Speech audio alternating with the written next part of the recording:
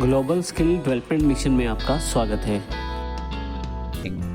पिछले सेशन में हमने बेनिफिट्स और फीचर्स की जानकारी ली।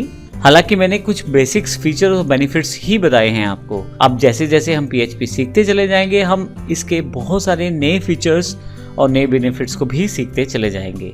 आइए इस सेशन में बात करते हैं प्रैक्टिकल यूजेज क्या है PHP का। मैं आपको बता दूं कि PHP जो है बेसिकली आपके पास उन वेबसाइट्स पे ज़्यादा प्रयोग की जाती है जहाँ पे आप डेटा के साथ काम करते हैं। डेटा बैकएंड पे MySQL सर्वर में स्टोर रहता है या MySQL में रहता है स्टोर, और आप उस डेटा को PHP के साथ वेबसाइट्स में एक्सेस कर सकते हैं।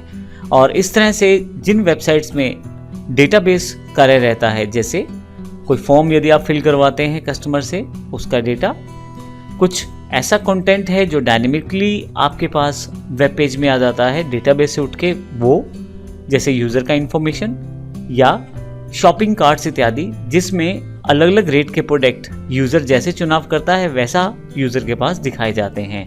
तो इस तरह के डेटाबेस वेबसाइट्स या एप्लीकेशंस के लिए सबसे ज़्यादा PHP का प्रयोग किया जाता है। इस तरह से ब्राउज़र बेस्ड एप्लीकेशंस या पैनल्स, जो कि एक वेबसाइट की तरह ही होते हैं लेकिन काफ़ी सारे PHP फीचर्स के साथ लैस होते हैं, जिसमें काफ़ी सारी चीज़ें पहले से अवेलेबल रहती हैं, जैसे कोई कस्टमर मैनेजमेंट सिस्टम, कोई सॉफ्टवेयर अगर आपको ऑनलाइन अकाउंटिंग का बनाना है, जिनमें बार बार आपको डेटा फिल करना है, मॉडिफाई करना है, ओपन करना है। कुछ यूज़र मैनेजमेंट सिस्टम के अंतर्गत आप पैनल्स डिफाइन कर सकते हैं। जैसे एग्जांपल के लिए कॉलेज की वेबसाइट में सब स्टूडेंट्स का रिकॉर्ड, लाइब्रेरी का रिकॉर्ड, अकाउंट्स का रिकॉर्ड इत्यादि, ये सारी चीज़ें पैनल्स में स्टोर की जा सकती हैं, और ये सभी आप PHP से ही बना पाते हैं। बाकी टेक्नोलॉजीज़ के साथ भी बनाया जा सकता है, लेकिन PHP क्योंकि ओपन सोर्स है, फ्री है और काफ़ी सारे रिसोर्सेज भी अवेलेबल हैं, तो बनाना भी आपके लिए आसान हो जाता है। आप कुकीज़ के साथ यदि कोई डेटा सेव करना चाहते हैं क्लाइंट के कंप्यूटर पे, तो उस केस में कुकीज़ के साथ भी आप आसानी से कार्य कर सकते हैं PHP के साथ।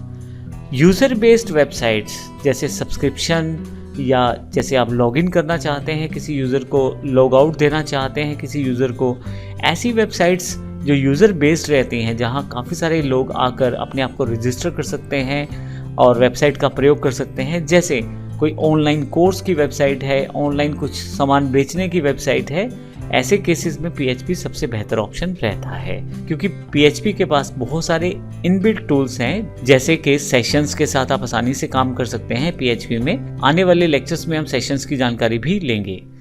जहाँ पे डेटा इंक्रिप्शन रिक्वायर्ड रहती है, वहाँ भी PHP बहुत ही इंपॉर्टेंट हो जाती है, क्योंकि आप डेटाबेस से, सर्वर से जब डेटा उठाते हैं तो क्लाइंट तक पहुँचाते हुए कोई और बीच में इंटरसेप्ट डेटा को ना करे, डेटा को एनक्रिप्ट कर सकते हैं, वो भी इनबिल्ट फंक्शंस के साथ। वर्डप्रेस जो कि एक ओपन सोर्स सॉफ्टवेयर है, ऑनलाइन चलता है, वेबसाइट्स बनाने में प्रयोग होता है, उसके जितने भी प्लगइन्स हैं और जो थीम्स हैं, उन सब की डेवलपमेंट का कार्य भी PHP के द्वारा ही किया जाता है, अर्थात बैकएंड पे आपके पास PHP अवेलेबल रहती है।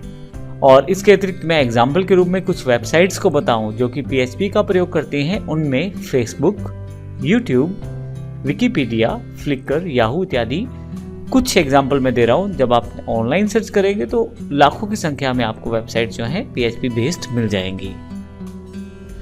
तो यहाँ पे मैंने बेसिक प्रैक्टिकल यूजेज बताया है PHP का, कहाँ कहाँ इसका प्रयोग किया जा सकता है।